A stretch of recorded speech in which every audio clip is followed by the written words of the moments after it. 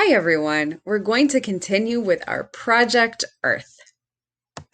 We will continue reading Potatoes on Rooftops, Farming in the City by Hadley Dyer. Our learning target today is I can explain the purpose of hyperbole, stereotyping, and anecdotes. So these are all part of the author's craft, the language and techniques a writer uses to make his or her writing interesting and communicate ideas to the reader. So when we think about an anecdote, it's a short, funny, or interesting story related to a character or event. For example, while on a school field trip, a teacher tells her students about a field trip she once took with her classmates. And hyperbole are exaggerations that make things sound bigger, better, or more than what they truly are. That's the best idea I've ever heard in my life. So that's an over-exaggeration to try and make it seem even better than it really is. What the person is trying to say is, this sounds like a great idea. It might not be the best they've ever heard, but it sort of brings in people's emotions when they hear over-exaggerations like that. So we are going to continue in our text. And I am on page 324 in my Into Reading book. Pollution solutions. Vegetables may be full of vitamins and other health-giving goodies, but are city-grown veggies safe? What about all those cars coughing on your lettuce? Most airborne pollutants will come off your veggies with a good washing. The more dangerous kinds are lurking underground. Chemicals from nearby industrial sites can turn Earth toxic. One of the most common and dangerous contaminants is lead. It can leach into the soil from paint and lead plumbing pipes, among other things. Gardeners who have reason to believe their soil isn't safe can send a soil sample to a lab for testing. Private companies, many city health departments, and some universities also offer this service. If the soil is contaminated, it can often be fixed using lime and organic matter. To be extra safe, concerned gardeners can stick with fruiting crops such as peppers. That's because the edible part grows above the soil and the parts below the soil don't absorb a lot of chemicals. Or they can grow plants in containers or raised beds with fresh soil instead. Testing can reveal other things about soil, such as nutrients it contains, which will influence the type of plants you can grow. If it turns out the soil is safe but of poor quality, you may be able to improve it by adding compost.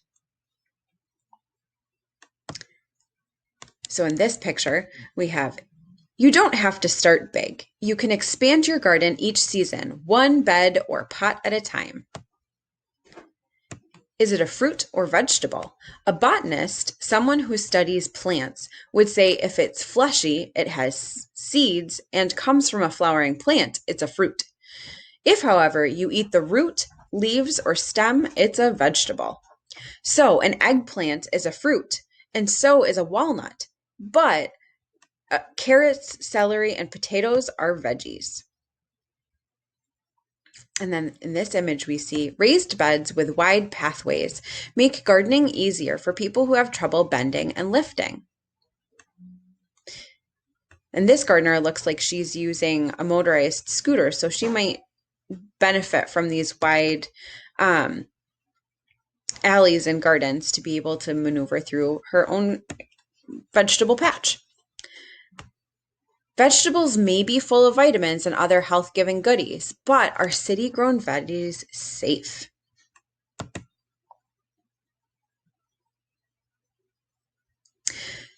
The community garden. Another solution for city dwellers with limited space is to share.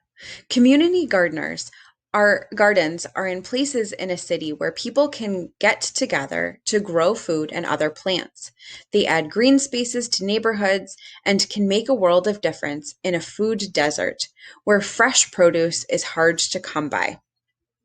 No two community gardens are exactly alike. Some are group efforts, where all the work and the harvest is shared and maybe even sold at a farmer's market. Others are divided into separate plots so each person or family can have their own. Most expect members to tend their gardens regularly and do some communal work, such as cleaning out the common areas before winter. Every dollar that's spent on community garden community garden plot may yield up to $600 worth of veggies. Ingredients of a great community garden. Tools.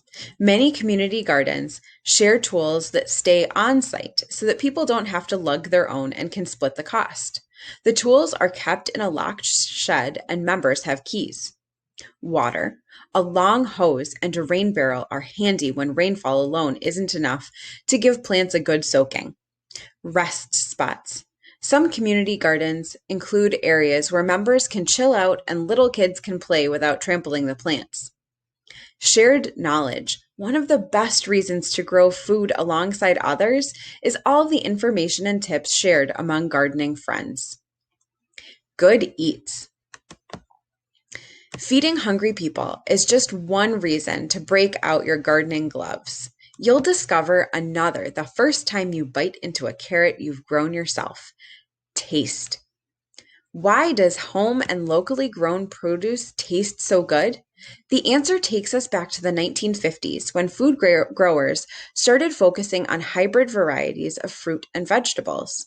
A hybrid is a combination of two or more different types of the same plant. The plants are cross-pollinated to get particular qualities from each. For example, one type of tomato might be able to resist diseases. Another might be big, colorful, or able to stand up to traveling large distances. Factory farms tend to stick with a few types of hybrids that are reliable for mass production. The tomato you grow or buy from a local farm may be a hybrid variety where taste was made a priority, or it could be an heirloom variety. Like heirlooms or antiques, an heirloom plant was grown in an earlier era, usually in the time before hybrids became popular. Heirlooms might not travel well or produce as much fruit as hybrids, but they can be absolutely delicious. And they look so different from one another in color, shape, and size. Growing heirlooms is a nice way to feel connected with food growers from the past and to ensure these varieties aren't lost forever. Going loco. Locavores are people who try to source all or most of their food locally by growing or picking it, or by buying from local farmers. Unfortunately, because smaller farms produce less food than factory farms, their prices are often higher to cover costs. Is it worth paying more for local food if you can afford to?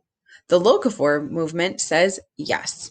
Just like the fruit and vegetables you grow yourself, foods from small local farms tend to taste better and come in more varieties than the mass-produced kind.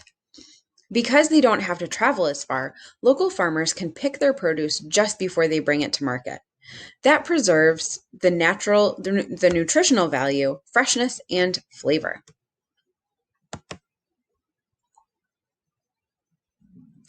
Get growing. Still looking for a reason to get growing? Chances are farm fashion isn't going to convince you. And mucking around in the garden isn't pretty. You'll get filthy. You'll sweat. People may smell you a mile away, and not because you've got basil in your pocket. The flip side of all that hard labor is that you can get super fit. Studies show that being active throughout the day can burn way more calories than just working out at the gym. All that bending, lifting, and carrying is great strength training.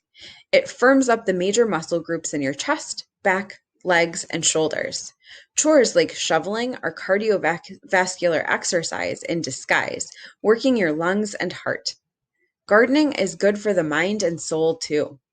The combination of exercise, time in the sunshine, and fun mucking around in the dirt can help boost your mood and make you feel full of energy. And guess what? Research shows you're more likely to eat fruits and vegetables you've grown yourself. So you'll also be getting better nutrition.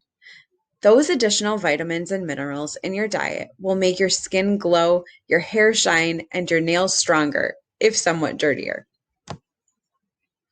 Easy does it. You can burn up to 300 calories an hour in the garden, about the same as with very brisk walking. Follow these tips to have a safe workout in the vegetable patch. Whenever possible, bend at the knees, not at your waist, so that you don't strain your lower back. Build up your stamina slowly, starting with short sessions in the garden and gradually increasing time. If you do too much too soon, you could wind up with an injury or become overly sore. Always wear sunscreen to prevent burns and skin damage.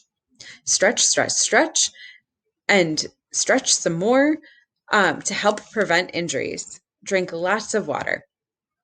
Food for thought. Horticultural therapy uses plant-related activities to help people work through a whole bunch of physical and mental health issues, from recovering from surgery to reducing depression. Working with plants is soothing and improves motor skills and concentration. And because it requires problem solving and goal setting, self-confidence can go up as well.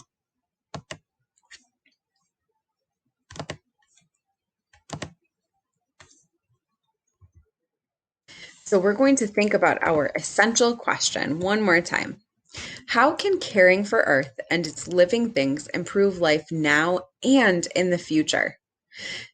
So we're going to think about that question and add to our knowledge map about how it can improve life now for people and animals and in the future. So you can add on to our knowledge chart from both this text and from the one about nature preserves.